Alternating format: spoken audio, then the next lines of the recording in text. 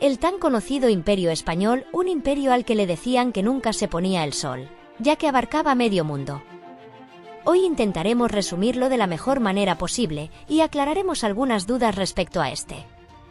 Empezamos con la unificación de España por parte de los reyes católicos, Isabel de Castilla y Fernando de Aragón, aunque aquí no se completó la unificación, sino en la toma de Granada en 1492 de manos de los árabes. Tras esto, en ese mismo año, Cristóbal Colón descubrió América patrocinado por la reina Isabel. Aunque en ese justo momento no se sabía que se trataba de un nuevo continente, comenzó la expansión ultramarina de España. Los primeros asentamientos fueron en el Caribe, durante la conquista del mismo entre 1493 y 1519. Algunos de estos fueron La Española, Puerto Rico y Cuba. Posteriormente llegó Hernán Cortés, que conquistó el Imperio Azteca entre 1519 y 1521, imperio del cual tenemos un vídeo hablando al respecto. Y más tarde llegó Francisco Pizarro a por el Imperio Inca, entre los años 1532 y 1533, lo que expandió significativamente el territorio español en América.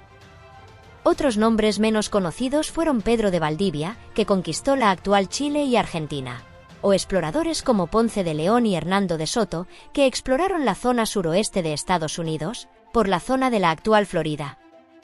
Podemos decir que el apogeo del imperio llegó durante el reinado de Carlos I de España, pero era más conocido como Carlos V del Sacro Imperio Románico Germánico, un imperio del que hablaremos otro día. El punto fue que heredó muchos territorios europeos durante 1519, mientras batallaba con franceses y otomanos. Posteriormente Felipe II hizo llegar el imperio a Asia, tomando las Filipinas y parte de Indonesia. Además, España y sus aliados del Imperio Románico Germánico triunfaron en la batalla de Lepanto, otra de las batallas que ya hemos comentado en el canal y que fue muy importante para frenar el avance otomano. Sin embargo, la ambición le llevó a intentar invadir Inglaterra en 1588, resultando en una derrota para la famosa Armada Invencible. Regresando a América, España no tuvo colonias como tal, tuvo virreinatos, que estaban gobernados por un virrey, designado por el rey de España y que hacía de monarca, con poder tanto ejecutivo como judicial y militar. Los principales virreinatos fueron el de Nueva España en 1535, el de Perú en 1542, el de Nueva Granada en 1717 y el del Río de la Plata en 1776. Durante los siglos XVII y XVIII, el poder y el control de España iba decayendo.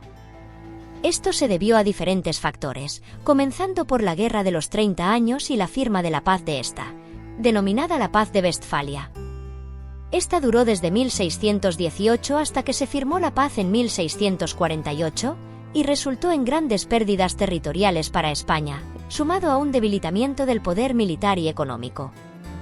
Durante esta guerra, también sucedieron revueltas, como la Revuelta Catalana o la Independencia de Portugal, ambas en 1640. Finalmente llegó el siglo de oro en Europa, donde la cultura y el arte florecían, pero España pasaría una mala racha, ya que a comienzos de en 1701, comenzaría la Guerra de Sucesión Española, la cual involucró a más de media Europa. Esta enfrentaba al candidato francés, Felipe de Borbón, y al candidato austriaco, Carlos de Austria. Esta guerra cambió las potencias europeas, firmó varios tratados, e hizo cambiar la dinastía de la corona española. También se perdieron muchos territorios y poder militar, aunque ya encaremos codos otro día. Después de tanta tragedia, durante los siglos XIX y XX, los territorios latinoamericanos se inspiraron, debido al éxito de la independencia de las colonias británicas, lo que alzó a varias figuras como Simón Bolívar o José de San Martín, que lideraron movimientos independentistas de forma exitosa. Posterior a esto sucedió el incidente de La Habana, en Cuba, donde un navío estadounidense explotó y se hundió, dejando a 266 marineros muertos. A día de hoy se discute entre si fue una mina colocada por los españoles, o si el navío tuvo un fallo interno. La cuestión es que Estados Unidos lo usó de excusa, para declararle la guerra a España en 1898, guerra que ganaron rápidamente los estadounidenses, y que hizo perder a España las pocas colonias que conservaba en América y las Islas Filipinas.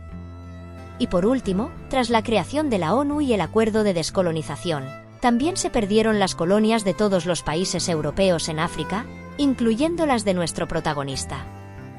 Para concluir, no todo fue tan malo como se pintó. El intercambio cultural, comercial y social impactó positivamente tanto en las llamadas tierras del Nuevo Mundo como en las tierras del Viejo Mundo. Se exportaron e importaron multitud de plantas, alimentos y tecnología. La arquitectura y algunas tradiciones persisten a día de hoy. El mestizaje y la religión jugaron un papel importante para la integración y posterior fusión de culturas, religiones y tradiciones. Las instituciones y edificios emblemáticos que se construyeron sirvieron como base para los países independientes fundados posteriormente. Las ciudades se desarrollaron exponencialmente, siendo algunas de estas como Ciudad de México, Buenos Aires o Lima importantes centros administrativos, culturales y comerciales. Todo esto sin contar la interacción que tenemos hoy en día gracias a diversas costumbres, idiomas y formas de hablar que comparten tanto los europeos como los americanos, lo que nos permite socializar con gente de la otra parte del mundo sin apenas dificultad. Por supuesto, también se perdieron cosas importantes, como la ciudad más poblada del mundo antiguo, o la diversidad cultural y ritual de algunas tribus. ¿Y tú, crees que fue para bien la colonización?